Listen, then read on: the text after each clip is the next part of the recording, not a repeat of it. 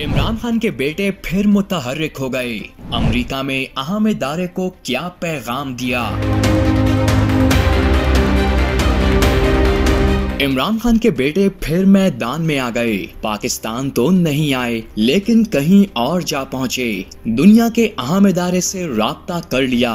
वालिद की रिहाई के लिए तरला भी मार लिया। क्या इस बार कुछ होगा या दोबारा खामोशी इख्तियार कर ली जाएगी।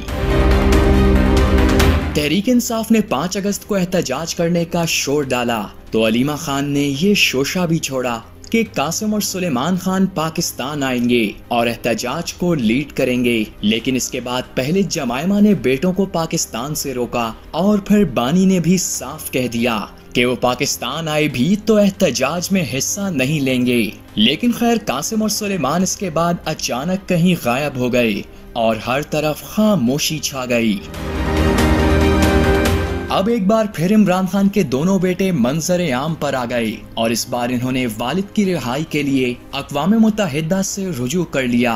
मीडिया रिपोर्ट्स और सोशल मीडिया पोस्ट के मुताबिक सुलेमान और कासिम खान ने अक़वाम मुत्तहिदा के स्पेशल नुमाइंदा बराए तशद्दुद के रूबरू अपने वालिद के लिए अपील दायर कर दी। अपील में इन्होंने अपने वालिद से रवा सलूक की फौरी तहकीकात का मुतालबा किया है। अपील में कहा गया वालिद की कैद को आलमी कवानीन के खिलाफ करार दिया जा चुका है। वालिद को कैद तन्हाई, नाकिस खुराक, तिब्बी सहूलतों से महरूमी और मुसलसल निगरानी का सामना है।